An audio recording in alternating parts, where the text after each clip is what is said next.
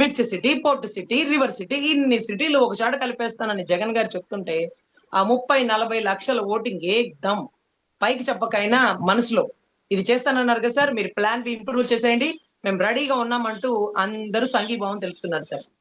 ఏదో ఒకటి ఉన్న చాట ఉండడయ్యా ఆయన. ఏదో ఒకటి మావి గన్ అని ఒకటి పెట్టుకొని గన్ను పట్టుకొని వచ్చేసినాడు కూటమి మీదకి అంటూ కూటమి నేతలు అందరూ తలబొట్టుకుంటున్న పరిస్థితి అయితే నెలకొనింది సార్. ఎనీవే వాళ్ళు చాలా ప్రౌడ్ గా చెప్తున్నటువంటి కమరావతి ఏదైతే ఉందో అది కేవలం ఆ సామాజిక వర్గం వారి పెట్టుబడులు. తెలంగాణలో ఉన్నటువంటి ఆ సామాజిక వర్గం వాళ్ళ పెట్టుబడులు కూడా ఇక్కడే ఉన్నాయని, పెద్ద పెద్ద ప్రొడ్యూసర్ల పెట్టుబడులు ఇక్కడ ఉన్నాయని, పెద్ద పెద్ద ప్రొడ్యూసర్ల పెట్టుబడులు అంటే ఫర్ సపోజ్ మురళీమోహన్ గారు, అశ్విని దత్ గారు, ఇంకా ఇంకా వాళ్ళు కొంతమంది పేర్లు తెలుసు, కొంతమంది పేర్లు తెలియదేమో. వీళ్ళందరూ కూడా పెట్టుబడులు ఇక్కడ ఉన్నాయని అందరూ అనుమానాలు. అది నిజం ఎంతో మనకు తెలియదు. చాలా అనుమానాలు అయితే ఉన్నాయి. సో అక్కడ రాజధాని డెవలప్ అయితే వాళ్ళు ఇంకా ఇంకా ఇంకా ఇంకా పెరిగిపోతారు. ఇంకా ఇంకా పెరిగిపోయి మనల్ని వామన అవతారం 3వ పాదంలాగా మనందరినీ తొక్కేస్తారు. మీకు ఎంత కావాలి? ఓటుకి 5,000, నోరు మూసుకొని ఓటేయండి అంటూ మనల్ని ఇక ఇబ్బంది పెట్టే పరిస్థితి అయితే నెలకొనిందని రాష్ట్ర ప్రజలు చాలా మంది కంగారు పడుతున్న పరిస్థితి ఉన్నారు. So so what ever it may be, parliament సభ సాక్షిగా ఆవిడ అన్నారా, ఆమెతో అనిపించినారా తెలియదు. కానీ ఏదో టెక్నికల్ ప్రాబ్లం వల్ల ఒక నెల అటో ఇటో అని పెమ్మసాని గారు అన్నారు. మరి అది ఎంతవరకు నిజమో ఎక్కడా రాలేదన్న. అందరూ దీపాలదే పబ్లిసిటీ చేస్తున్నారు కానీ ఆయన ఇచ్చిన ప్రెస్ మీట్ ఎక్కడా రాలేదు. మీరు విన్నారా సార్? అది ఓల్డ్ మేడం, అది ఓల్డ్ ప్రెస్ మీట్, అది రీసెంట్ ది కాదు. Okay, yeah old press meet. Okay okay. అంటే అప్పుడు కూడా ఒకసారి అంటే ఓల్డ్ ప్రెస్ మీట్ లో పెమ్మసాని ఎక్కడ ఉన్నాడండి? డిసెంబర్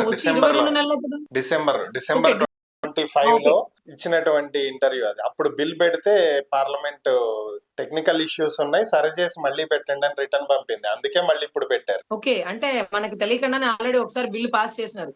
ఇప్పుడు పబ్లిసిటీ చేసుకున్నారు. అంటే అయ్యే మూమెంట్ లో పబ్లిసిటీ చేసుకున్నారు, ఐ థింక్ సో.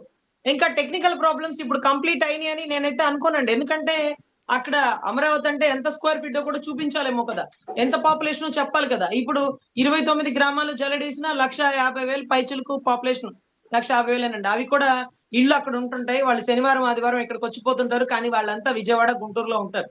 వాళ్ళ ఇల్లు మాత్రం అక్కడ ఉంటాయి, ఆధార్ కార్డులు అక్కడ ఉంటాయి. వాళ్ళు అక్కడ ఉండరండి. వాళ్ళు ఉంటే హైదరాబాద్ లో ఉంటారు, లేకపోతే విజయవాడలో ఉంటారు, లేకపోతే గుంటూరులో ఉంటారు. కానీ అక్కడ ఉండరు. ఒకవేళ అక్కడ ఉన్న వాళ్ళ పిల్లలందరూ అమెరికాలో కాబట్టి అమెరికాలో ఉంటారు, కానీ ఆధార్ కార్డులు అక్కడ ఉంటాయి. సో పాపులేషన్ అక్కడ ఆధార్ కార్డు లెక్కలో చూపించాలి కాబట్టి 1,50,000 పైచులకి ఏమైనా చూపిస్తారేమో, ఐ థింక్ సో. సో అక్కడ పాపులేషన్ ఎంత కూడా రాయాల. అంటే అమరావతి పాపులేషన్ ఎంత?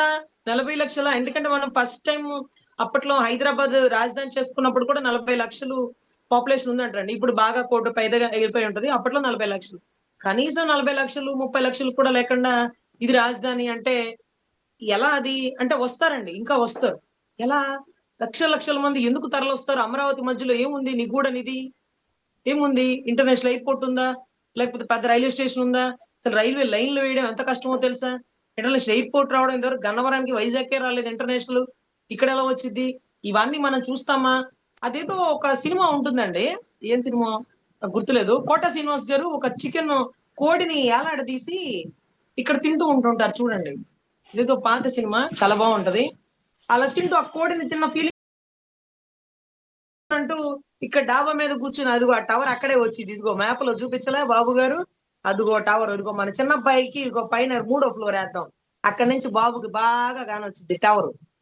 ఈఫిల్ టవర్ లాంటిది కడతారంట. బాబు గారు బొమ్మలో ఇచ్చారు చూడు, అట్లాంటి టవర్ అన్నం తినడం అంటే అదే మరి. సో దయచేసి రైతుల్ని మోసం చేస్తున్నారు, భూములు ఇచ్చినటువంటి భూదేవతలు లాంటి ఆడబిడ్డల్ని మోసం చేస్తున్నారు. వాళ్ళు ఇంకా అదే అపోహలో ఉంటూ ఎక్కడా తిరగబడని పరిస్థితి అయితే అవుతుంది. ఒక రైతు గుండె ప్రశ్నించి ఆగిపోయింది. ఇంతవరకు వాళ్ళ ఫ్లాట్లు డెవలప్ చేసి ఇవ్వలేదు, చేతికే ఇవ్వలేదు, పేపర్లోనే కనపడుతుంది. సిఆర్డి ఆఫీస్కి వెళ్తే ఎవరు మీరు అటెండరు క్లర్కు కూడా భూములు ఇచ్చినటువంటి రైతులని, ఆ త్యాగశీలులని తిట్టేస్తున్నారు. సో ఇది కూడా వాళ్ళు బయటకు వచ్చి ప్రెస్ మీట్ పెట్టేస్తున్నారండి. సో ఎనీవే, గుట్టు బయటికి రాకుండా చాలా ఓర్పుగా కాపాడుకొస్తున్న రైతులని, మిమ్మల్ని నమ్ముకున్న రైతుల్ని దయచేసి మోసం చేయకండి. నాకు కానీ, రిపోర్టర్ గారికి కానీ, ఇప్పుడు మీకు కానీ, నాకు కానీ ఎవ్వరికి ఒక గజం భూమి లేదు, 1 ఎకరం పొలం లేదు. కానీ మిమ్మల్ని మీరు మోసం చేసుకుంటున్నారు. మిమ్మల్ని మోసం చేస్తున్న వాళ్ళనే మీరు నమ్ముతున్నారు. అది అవ్వని పని, అది చెయ్యలేని పని. చేస్తానని చెప్పి ఆయన జారుకుంటాడు. తర్వాత మీరు ఇబ్బంది పడతారు. 17 సంవత్సరాలైంది మీ భూమి పట్టాలు సిఆర్డిఏలో పెట్టి. ఈ రోజుకి ఆ పట్టాలని తాకట్టు పెట్టి మీరు లోన్ తెచ్చుకోలేరు. ప్రతి ఏటా కౌలు వేస్తే తీసుకోవడం, కౌలు వేయకపోతే కోర్టుకు వెళ్ళడం, కోర్టుకు వెళ్ళిన వాళ్ళకి కౌలు వస్తుంది. మరి మీకు ఎక్కడ భద్రత ఉంది? మీరు ఏం చూసి ఇచ్చారు? మీరు ఇంతవరకు ఏం తిరిగి పొందారు? ఏం తిరిగి పొందారు? సో హక్కులు మీరు కాపాడుకున్న వాళ్ళు అవుతారు. మీరు దేనికోసం ఓర్పుగా ఉంటే మొహమాట పడితే ఏదో అయినట్టు అయ్యే పరిస్థితి అవుతుంది. మీరు నిలదీయండి, మా ఫ్లాట్లు డెవలప్ చేసి ఇవ్వండి. మా ఫ్లాట్లు అక్కడ ఇల్లు కట్టుకోవాలంటే అక్కడ దగ్గరలో సూపర్ మార్కెట్ ఉండాలి. మాకు రోగాలు వస్తే సూపర్ స్పెషాలిటీ హాస్పిటల్స్ ఉండాలి. హైవే రోడ్లు ఉండాలి. కనెక్టింగ్ లైన్స్ ఉండాలి. కరెంట్ ఉండాలి. వాటర్ ఫెసిలిటీస్ ఉండాలి. ఇవన్నీ కూడా అడగండి. ఫ్లాట్ ఇచ్చేస్తే సరిపోదు. మీరు అక్కడ ఉండగలరా కట్టుకుని? ఇప్పుడు హైకోర్టు చుట్టూ ఒక్క బిల్డింగ్ అయినా ఉందా? ఒక్క బిల్డింగ్ అయినా ఉందా? ఫర్ సపోజ్ జడ్జి గారి క్వార్టర్స్ కడుతున్నారు. వాళ్ళకేంటండి బాబు బందోబస్తు ఉంటుంది. ఈగ కూడా లోపలికి రాదు. మరి మనలాంటి వాళ్ళు మనకు ఫ్లాట్ ఇచ్చేస్తారు. ఇదిగో మమ్మీ ఫ్లాట్ కట్టుకోండి ఇల్లు అంటారు.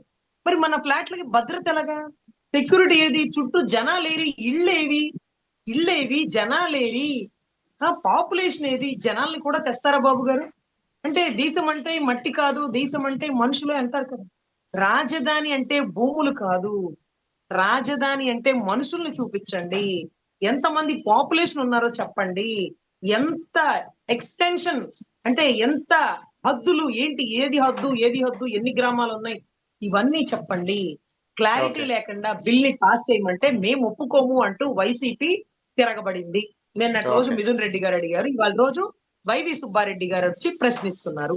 మేము ఆమోదమే, కానీ క్లారిటీ లేదు. కరెక్ట్ గా అంత నివేదిక విడమర్చండి. స్క్వేర్ ఫీట్ ఎంత ఉందో అడగండి. ఎంతమంది పాపులేషన్ ఉంటారో చెప్పండి. ఎన్ని సంవత్సరాలలో డెవలప్ చేస్తారో చెప్పండి. రైతులకి డెవలప్మెంట్ చేసి ఫ్లాట్లు ఎప్పుడు ఇస్తారో చెప్పండి. మీ సెక్రటేరియట్, మీ హైకోర్టు, మీ అసెంబ్లీ, మీ వరకే. గతంలో కట్టుకుంది కూడా ఇవే, ఇప్పుడు కడుతుంది కూడా ఇవే. ఈ 3 ఏళ్లు కూడా ఎమ్మెల్యే క్వార్టర్స్, జడ్జి క్వార్టర్స్, మీ ఐపీఎస్ బంగ్లాలు ఇంతే. మరి ఏం వస్తాయి? కంపెనీలు ఎప్పుడు డెవలప్ అవుతాయి? కంపెనీలు ఎప్పుడు చేస్తారు? టీసీఎస్ వచ్చిందా, సత్యం వచ్చిందా? ఏ కంపెనీలు వస్తున్నాయి? మా సింగపూర్ ఏది? మా ఫ్లాట్ల పక్కన పెద్ద పెద్ద కంపెనీలు ఉంటే మేము వాకిట్లో నుంచి నా ఫ్లాట్ని చూడాలి, ఆ కంపెనీ ఎదుగుదుగుదుగో కంపెనీ అని చెప్పుకోవాలనే కదా మీరు చెప్తుంది. కోడి కట్టి సద్దన్నం తినమంటున్నారు మీరు. కోడిని అక్కడ వేలాడి తీసి అన్నం తినండి అంటున్నారు.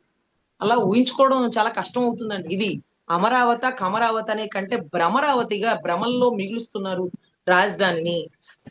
మనం చూడలేము. రాజధాని నిర్మించుకోవాలంటే కేవలం మా వీగన్ ద్వారానే స్వాధ్యం.